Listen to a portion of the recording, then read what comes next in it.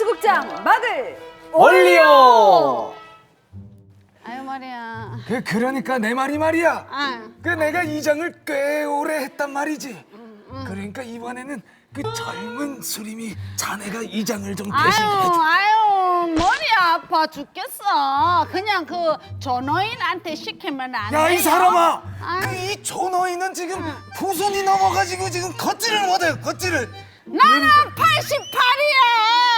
아직 구순 안 됐잖아. 아유 참말로 내가 지난번에 5년이나 했잖아. 그러니까 아유 머리 아파 머리 아파. 그 이 머리 아프단 소리 그만하고 나도 이 다리로 이장 다 했어.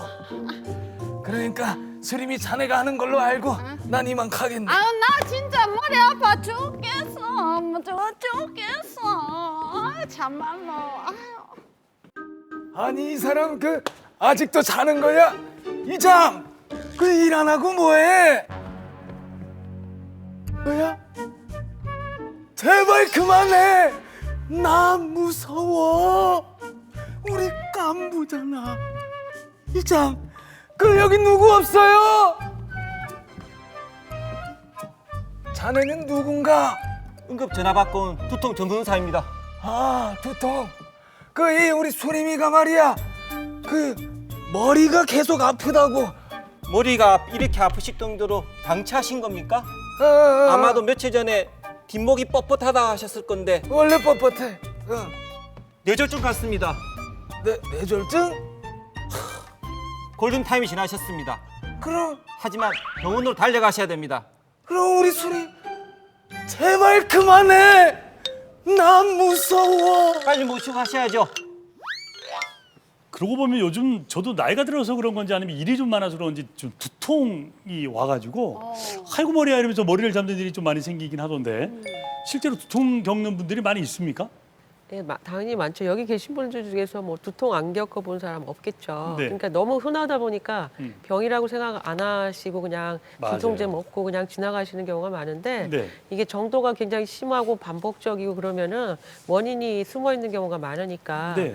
검사를 좀 해보셔서 치료를 네. 하셔야 되고 아무리 검사해도 원인이 안 나오는 거는 저희가 1차성 두통이라 하고요. 네. 어떤 특정 질병 때문에 2차적으로 나오는 것을 2차성 질병 두통이라고 합니다. 네. 그래서 검사를 통해서 네. 원인을 빨리 발견하셔서 어떤 심각한 상태가 되는 것을 네. 미리 차단을 하시길 권유드리고 싶습니다. 네네. 그럼 우리가 그냥 흔히 네. 일상에서 겪는 그 두통은 그냥 일차성 두통이라고 생각해도 되는 거죠? 네, 그렇습니다. 하지만 한 달에 최소 8번 이상의 두통이 생기면 좀 위험할 수 있습니다. 네.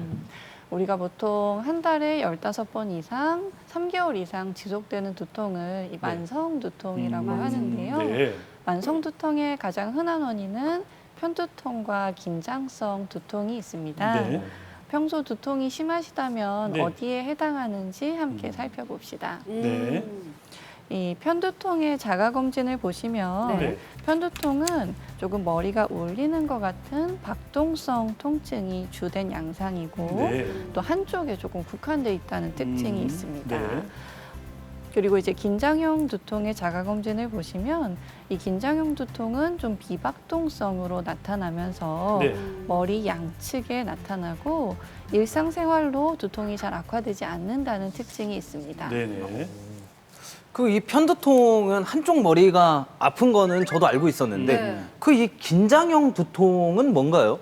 예, 머리 양측이 무겁고 네. 누르거나 조이듯이 아플 경우에 긴장형 두통을 의심할 수 있습니다. 네네. 긴장형 두통은 말 그대로 네. 입사나 이사처럼 갑작스럽게 긴장되는 상황이나 네. 또는 이렇게 잘못된 자세나 불안, 스트레스, 우울 네. 등으로 유발될 수 있습니다. 네. 머리 뒤쪽이 콕콕 쑤시거나 네. 머리 전체적으로 멍하거나 머리 여기저기가 아플 경우엔 긴장형 두통을 의심할 수 있습니다. 그렇군요. 그럼 긴장형 두통은 일시적인 상황이나 스트레스가 문제인 것 같은데 편두통은 왜 생기는 거죠? 이거 유전인가요? 편두통 환자는 조금 일반적으로 자극에 좀 민감한 상태라고 생각을 하시면 되겠는데요. 네. 어떤 빛이라든지 소리, 냄새 같은 거에서도 이제 자극을 받아서 편두통이 발생을 하실 수가 있습니다. 그리고 환경적인 요인도 조금 중요한데요. 그래서 술이나 그런 거에 의해서도 또 네. 편두통이 유발되실 수가 있겠습니다. 그래서 네. 가족력이 있는 경우도 있고요. 네. 그리고 여자가 또 남자보다 한 세 배 그쵸. 정도 많다고 해서요. 네. 호르몬의 영향도 있을 거라고 추정되고 있습니다. 네. 사실 뭐 이 두통이 잠시 있다 가는 거야. 뭐 네. 일반적인 현상이라고 하지만 이게 계속 좀 아프다. 그러면은 그 머리 속의 문제가 아닐까. 그러게 맞아. 그러면 좀 심각한 거 아니야? 무섭죠. 이렇게 일이 좀 크게 번지거든요. 뇌를 보시는 우리 조영리 교수님 어떻습니까? 예, 맞습니다. 그 두통이 가장 두려운 것은 내가 문제가 있을 수 있다는 겁니다. 그렇죠. 그래서 이런 경우 두통을 간과하면 생명에 위협을 주거나 네. 신체에 장애를 남길 수 있습니다. 그렇죠. 앞서 이현경 교수님이 2차성 두통에 대해서 말씀을 하신 바처럼 네. 대표적인 질병으로 뇌출혈, 네. 즉 뇌혈관 문제나 네. 내막에 염증이 생기는 경우나 음. 뇌 종양이 있을 때는 네. 두통이 충분히 발생할 수 있습니다. 네. 그 우리 일반 환자분들이요, 이 머리가 아프면 사실 이 뇌 문제가 있을까봐 상당히 걱정을 많이 하세요. 많이 하죠. 맞아요. 사실 실제로. 우리 부모님도 중풍이 있었다, 뭐 이런 그러니까. 좀 이렇게 가족력이 있으신 분들은 두통만 있으면 먼저 뇌부터 걱정을 하거든요. 우리 이제 조영래 교수님 뇌에 또 명의시니까 그렇죠. 예. 우리가 일반 두통이랑 또 뇌의 문제로 생기는 두통이랑 좀 비교를 해주시면 참 좋을 것 너무 같아요. 좋겠네요. 네. 예, 비교하기 어려운 부분이지만은 조금 더 쉽게 풀어드리려고 하면요. 네. 뇌에 문제가 있을 경우 생기는 두통은 벼락이 치듯이 네. 갑작스럽고 아주 심합니다. 네. 그리고 목이 아주 뻣뻣한 증상을 네. 동반하는 게 특징입니다. 벼락이 치듯이 생기는 두통이 네. 뇌혈관 파열 등의 문제가 있어서 이제 생기는 경우인데요. 곧바로 병원을 찾는 것이 제일 좋은 경우입니다. 네. 그리고 이제 뇌를 덮고 있는 뇌수막에 염증이 생기거나 종양 등으로 뇌수막이 자극되면 두통과 더불어 목이 이렇게 뻣뻣한 증상을 동반하는 경우가 많습니다. 특히 이제 뒷목이 뻣뻣하고 목도 안 움직이고 팔다리도 이렇게 잘 안 움직인다든지 중심을 잘 못 잡는 경우라든지 네. 그리고 특히 눈이 좀 약간 복시처럼 네. 나 흐릿해지는 그런 증상이 생기시면 네. 뇌에 문제가 있다는 적신호입니다. 아. 네, 이런 경우에는 빨리 가까운 병원에 오셔서 음. MRI나 CT 검사를 해보시는 게 네. 제일 좋은 방법이십니다. 그렇군요. 네. 아니 이 가벼운 두통인 줄 알았는데 뇌 문제라고 하면 사실 아우. 놀랄 것 같거든요. 그렇죠. 이 뇌 문제는 어떻게 치료를 하나요? 우선 이제 혈관이 막히거나 터지는 것을 보통 우리가 뇌졸중이라는데요. 뇌졸중이 발생하면 시간이 지날수록 그 경과가 나빠지고 그렇죠. 대부분은 빠른 치료가 필요한 경우가 많습니다. 네. 그래서 60분 이내에 대처하는 것이 가장 좋은 경과를 나올 수 있지만 네. 최근에는 4시간이나 5시간 내에 병원에 도착하시면 네. 정맥 혈전 그 용해 수련이 가능하고요. 네. 상태에 따라서는 동맥 내 혈전 제거술을 시도해 볼 수 있습니다. 네. 뿐만 아니라 이제 양성 종양이 발견된 경우에는 음흠. 양성 종양을 그 적출하는 것이 제일 좋은 치료 방법입니다. 네. 도로에서 차 운전하고 가다 갑자기 팍 앞차가 끼어들었어. 네. 팍 급브레이크 밟으면 혈압 빵 오르거든요. 아우. 막. 이러면서 내리잖아요. 그렇지. 머리가 치글치글 아픈 것 아프죠. 같거든요. 네네. 혈압이 오르면 두통이 따라가는 건지 그렇지 이 않을까 싶기도 혈압과 한데. 두통의 연관관계 요거 아주 네. 궁금해요. 많은 분들이 이 머리가 아파서 혈압을 쟀더니 혈압이 높다고 나는 고혈압인가요? 하고 의문을 갖고 외래에 오시는데 대부분은 아닌 경우가 더 많습니다. 이 드물게 혈압 때문에 오는 이 고혈압성 응급 위기에서 두통이 올 수는 있지만 네. 뭐 140, 150 정도의 수준이 아니라 180 이상의 어이구. 아주 심한 고혈압에 대한 이야기고요. 네.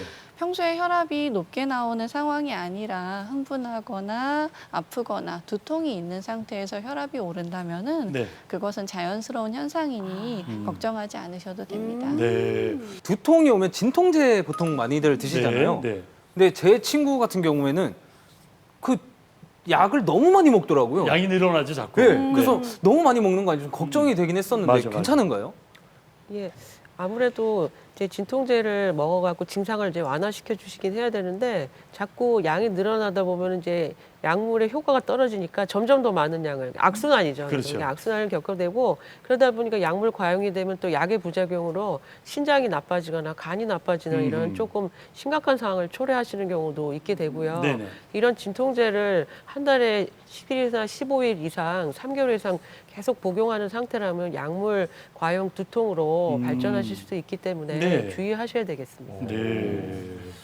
그 이제 이거 말고도 저희가 이 코로나 때문에 거의 한 2년 가까이 마스크를 그냥 쓰고 있지 않습니까? 네. 그 오래 쓰고 있다 보면 머리가 뭐 띵, 맞아, 진짜 그래. 진짜 머리가 그래. 아프고 이럽니다. 이것도 두통 아닌가요? 그러게.